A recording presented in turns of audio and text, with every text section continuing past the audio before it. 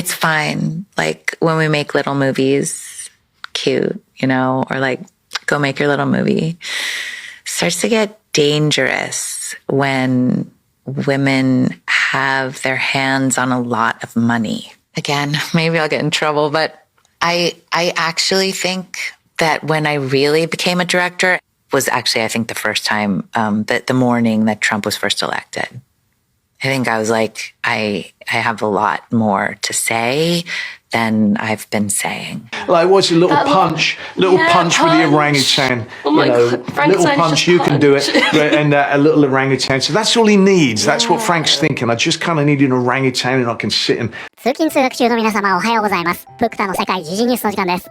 さあ本日はですね、最新映画ザ・ブライドからの話題になります。先週末から本国で公開されましたこのザ・ブライドなんですが、現在ですね、様々な意味で話題となっています。こちら本国ではフェミニストフランケンシュタインと言われておりまして、その初週末の興行収入が大変なことになってしまったというんですね。そしてクリスチャン・ベールがですね、パンチ君とこの登場キャラクターを比較するという、そんなプロモーションまで行われておりますので、本日は一体何が起きているのか詳しく見ていきたいと思います。この番組は海外のホットな時事ニュースをお届けします。通勤通学のお供にちょうどいいチャンネルとなっていますので、ぜひチャンネル登録お願いします。さあ、それでは本題です。こちらね、見えておりますが、皆さんこの映画ご存知ですか？ザ・ブライド。こちらね、ジェシー・バックリーとバットマンのね、クリスチャン・ベールが主演の、話題作ですよ。現在ですね、本国では先週末からね、公開になりまして、この1週目を終えました。そして日本ではですね、こちらにありますが、4月3日から公開ということで、かなりね、遅れての公開になっています。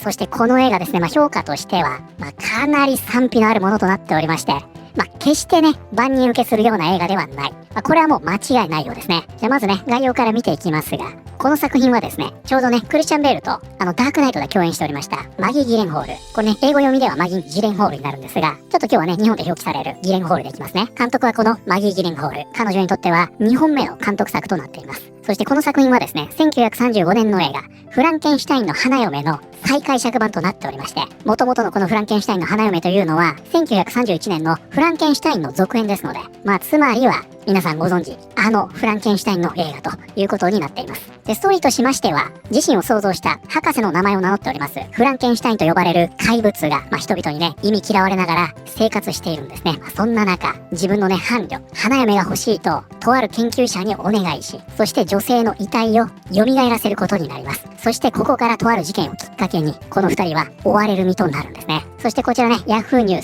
ス、ムービーウォーカーさんの記事になるんですが、つまりはこれね、ザ・ブライドのプロモーション記事ですよ。これがすごくてですね、公開前から世界中で大きな話題を呼んでいた本作は、3月6日より本国アメリカをはじめ、全世界で公開され、海外メディアやソーシャルメディア上で、絶賛票が相次いでいる。ね。絶賛票が相次いでいる。また、ダブル主演のジェシー・バックリーとクリスチャン・ベールについても、最大級の賛辞が贈られている。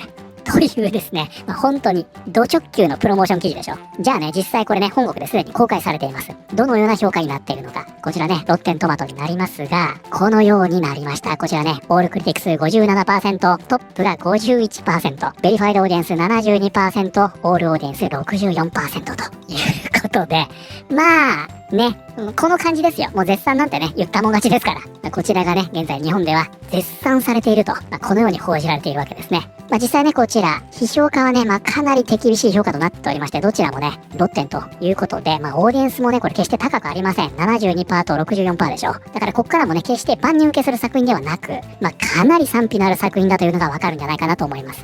それもそのはずで、この作品はですね、先ほども言いました通り、1931年のフランケンシュタインの花嫁の再解釈版なんですね。ね。再解釈版。もうこれがね、万人受けするわけないでしょう。かなり人を選ぶということですね。で、この作品はですね、冒頭でも言いました通り、フェミニストフランケンシュタインと言われておりまして、これプクタが勝手に言ってるわけではないですからね。こちら見ていただくとね、フェミニストフランケンシュタインと、こちらもそうです。フェミニストフランケンシュタイン。こちらね、バラエティになりますが、大見出しではね、書いていませんが、下の小見出しですね。フェミニストと。そしてね、こちらワールドオブリールの記事のね、見出しがすごいことになっておりまして、ザ・ブライドのレビューは賛否が大きく分かれている。ウォーキャファイド。そして、ジョーキャファイドされたフェミニストオペラ。ということで早速ですが、こちらですね。ウォーキャファイドとあります。こちらが本日のキーワードになります。If I 述べられている性質を増加させることを意味する動詞を作る。ということでこちらね、if I というのは、こちらにもね、例が出ているんですが、単語の後ろにつくことで何々化するという意味になります。ですのでこちらね、walkified というのは、お目覚めのね、walk の後に if I がついていて、つまりはこれ、ウォーク化する。このようなことを言ってるんですね。そしてその直後にね、jokerfied とありますよね。これはつまり、ジョーカー化ということを言っています。で、この場合はね、if I になってませんよね。I がありません。ジョーカーファイル。で、これはね、I がつくパターン、ジョーカリファイル。このようにも言われるんですが、やっぱりね、これスラングなので、結構これね、表記揺らぐんですね。なので、文法重視というよりは、ミーム的にね、使われたりもするので、ここ I というのが省かれて、ジョーカーファイル。このように言われるケースも多いですね。なんですが、このいずれも何々化する。こういう意味で使われています。ということで、こちらは、ザ・ブライドのレビューは、賛否が大きく分かれている。ウォーク化され、ジョーカー化されたフェミニストオペラ。ということで、すごいでしょ。もうここではついにですね、フェミニストオペラと言われています。マギー・ギレンホール監督のザ・ブライドのレビュー解禁が行われ、ワーナーが1億ドル規模を投じたこの映画にとって状況はあまり良くはない。インディーワイヤーのレビューでは、なんとこの映画をウォークと表現している点だ。この記事から抜粋すると次の通り、ウォーク化され、ジョーカー化されたフェミニストオペラ。しかも袖にはパンクロックのワッペンまでつけたような作品で、2017年から2020年のどこかの排水口に引っかかってるような感覚がある。女性抑圧の物語だが、まさに今のための映画を自称している割には、妙に時代遅れに見える。ということでね、ここで言われておりますジョーカーというのは、つまり、これね、ジョーカー・フォリアードゥなんですね。この映画もですね、大惨事となりましたが、皆さんご覧になりましたか？正直ね、ひどかった。そしてこのザ・ブライドはですね、現在、フェミニスト版のジョーカー・フォリアードゥだと、このように言われているんですね。さらに、テレグラフは政治的メッセージのもとにひどい芸術作品を隠すことはできないと評している。ニューヨークポストのジョニー・オレクシンスキーはこの作品を、これすごいですよ。この仕事で見てきた中でも間違いなく最悪レベルの映画の一つとまで酷評した。しかし、ガーディアンやザ・ラップ、スクリーンなどのレビュアーの中には好意的な意見も見られる。ということで、そのね、評価たちの表がこちらにね、まとまっておりますので、トップクリティクスをね、いくつか見ていきたいと思います。その欠点や見た目の荒さにもかかわらず、ザ・ブライドは勇敢で力強く、挑戦的な作品であり、映画館の大きなスクリーンで見る価値のある映画となっている。衝撃の映画。怪物のような大惨事というわけではない。むしろ、古いもの、新しいもの、借り物が寄せ集められているが、それをつなぎ止める接着剤が欠けているような作品だ。ギレンホールが試みたこと自体は評価するが、その実際の出来には満足できなかった。もし15本の映画が同時に流れているようだと聞こえるなら、実際に見てもまさにそんな感じだ。どういう状況でしょうか。15本の映画が同時に流れているような感じと、ザ・ブライドには追求する価値のある独創的な発想が一つもない。そもそも一貫したビジョンが最初から存在しなかったように感じられ、作品は大きなテーマを伝えることに失敗しているだけでなく、シーンからシーンへと何が起きているのかさえわからなくなるほど迷走している。ということで、これがなんとなくね、先ほどの15本の映画が同時に流れてる感じというところに繋がってるのかもしれませんね。何が起きてるのかわからないと。フレッシュとロッテンで結局言ってることが同じっていうのは、こういった賛否がある作品では起こりがちですね。いうことで、これが良くもあり悪くもあるということですね。ということで皆さんね、わかります？この感じです。なんかね、フレッシュだからといって絶賛しているわけでもなく、ロッテンだからといって酷評しているわけでもない。この感じということなんですね。そしてこれがですね、先週末、ついに公開されました。すると皆さん、どうなったと思いますか？このようになったんですね。ザ・ブライドは北米で730万ドルのオープニングを記録。この映画は制作費9000万ドルで2026年最大級の興行的失敗作の一つになる可能性があると見られている。ということでね、ちょっとね、詳しく見ていきますが、現在ね、これ本当に大惨事となっておりまして、すごいんですよ。こちらね、見ていただくとわかりますが、ドメスティック国内が756万ドル。これ桁違いなわけじゃないですよ。756万ドル。そしてね、海外が630万ドル。そしてその合計ですね、ワールドワイドは1380万ドルということで、これですね、バジェットがね、一応こちらにはね、8500万ドルとなっておりますが、先ほどのように9000万ドルとも言われているんですね。いずれにせよですよ。1億ドル弱かけているにもかかわらず、初週末を終えてね、1380万ドルしか稼げてないと。これやばいでしょ。スタジオの取り分この半分ですからね。つまり690万ドルですか。1億ドル弱かけて一番稼げる1周目。ここを終えて690万ドルしかスタジオもらえてないんですよ。そしてこれがですね、どうやら、まだ3月ではありますが、2026年、最悪の失敗作になりそうだと。で、これに関してはね、こちらでも記事になっておりまして、ザ・ブライドは2026年で最も高額な工業的大失敗作となった。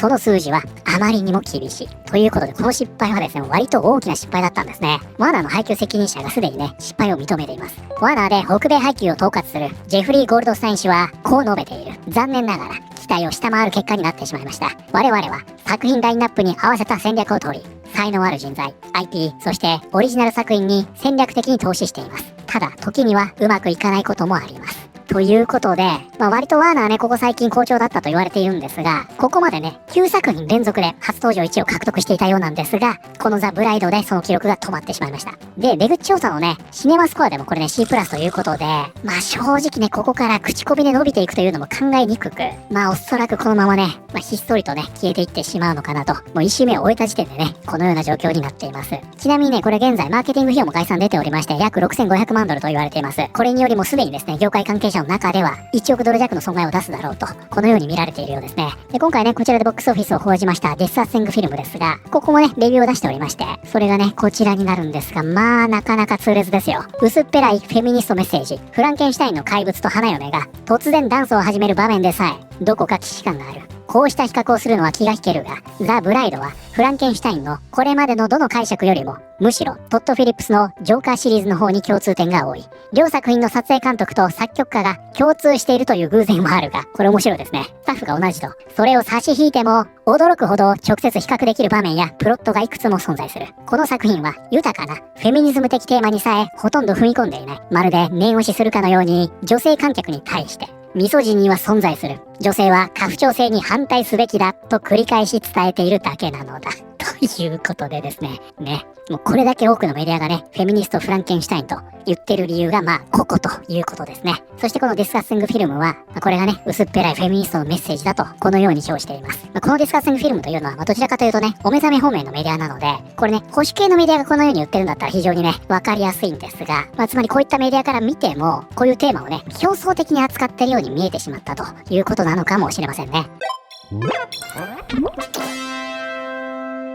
現在ね、こちらになります。TDS とありますね。これトランプ錯乱症候群です。マギー・ギレンホールの一つのインタビューというのがね、大変物議を醸しておりまして、まさにね、こちらになるんですが、この中でね、いかに女性の映画監督というのが抑圧されてきたのか、これについて語っているんですが、これだけで終わっておけばよかった。なんですが、この中でですね、トランプの話をしてしまうんですね。本人もね、言うかどうか迷ってる感というのは出すんですが、じゃあ言わなきゃいいのに、ここでわざわざ言うんですよ。そして当然ですよ。これが物議を醸し反発されてしまうと。It's fine. Like when we make little movies, cute, or like go make your little movie. Starts to get dangerous when women have their hands on a lot of money. Again, maybe I'll get in trouble, but I actually think that when I really became a director was actually, I think, the first time, that the morning that Trump was first elected. I think I was like, I have a lot more to say than I've been saying. ナルシスト。彼女はトランプによって人生を変えるような決断をしているのに、トランプの方は彼女のことなんて全く考えていない。セラピストと話し合う問題を抱えているようだ。彼女が監督になる道を選んだのは、前世紀でもせいぜい並レベルの評価だった上、今では俳優の仕事がほとんど来なくなったからだ。なんて勇敢なんだろう。今日のイランの女性たちは、マギーがアメリカでどれほどひどい状況に置かれているのか、全く分かっていないだろうな。という、皮肉ですね。白雪姫、どこに収容されてるんでしょうか。ダークナイトで私が唯一気になったのは彼女の役だった。一貫性のためにもケイティ・ホームズをそのまま続投させるべきだったと思う。これダークナイトでね、ケイティ・ホームズ降板しちゃったんですよね。で、レイチェル役をこのマギー・ギレンホールが演じたんですが、誰もね、レイチェルだと気づかなかったという、今更この話を持ち出されています。このリプランね、この画像を貼ってる方がね、すごく多いんですが、これもそうですね。これね、ミステリーゾーンのね、トラウマ級のエピソードですが、醜い顔と言いまして、これ主人公がね、整形手術のために、もうぐるぐるにね、顔に包帯を巻かれて、病院にいるんですよ。で、その包帯をね、徐々に取っていく。そうすると、その顔を見た医師たちが、全然変わってない。失敗だと。そしてその彼女は取り乱すわけですが、その顔を見るとですね、非常に美しい顔をしているんですね。で、女性をね、取り押さえる医師たちの顔を見ると、これなんですよ。つまりこの世界では、これを見ている我々とはね、美の基準が逆だったという話です。つまりここではね、マギー・ギレンホールと我々は生きている世界が違うと、このように示唆しているというわけです。ということで、非常にね、ボックスオフィス苦戦している、このザ・ブライドですが、はい、こちら見てください。先日ね、市川市動植物園に、リサが来たと言ってね、ネットが大変湧いておりましたが、今回ですね、このクリスチャン・ベールが、ザ・ブライドのプロモーションインタビューの中で、このパンチ君についてね、触れました。この中で、自分の役と、このパンチ君を比較するという場面がありました。He just needs someone, like a poor little monkey in a lab who's kept by himself. He just what's a little punch with the orangutan. Oh my God, Frank's little punch, you can do it. And a little orangutan. So that's all he needs. That's what Frank's thinking. I just kind of need an orangutan and I can sit and. ということでね、ちょっとね、このプロモーションでもパンチ君ブームに乗ってみたんですが、残念ながらね、思い届かずということになってしまったようです。で、ちょっと話変わりますが、このパンチ君、海外でですね、ついにゲームになりました。これなんですが、すごいでしょ。僕はね、ちょっとまだこれやってないんですが、どうしましょう。ちょっとやってみますか。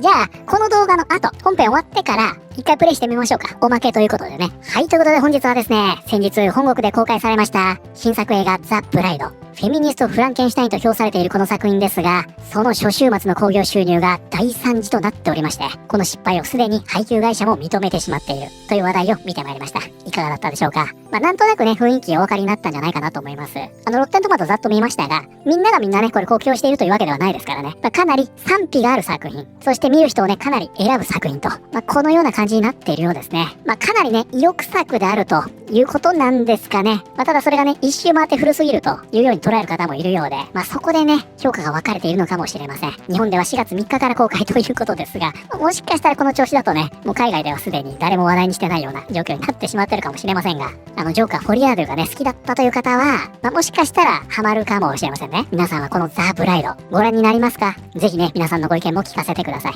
ということで、本日の動画は以上になります。この動画良かったよと思っていただいた方、ぜひチャンネル登録、グッドボタンお願いします。それではまた通勤通学中にお会いしましょう。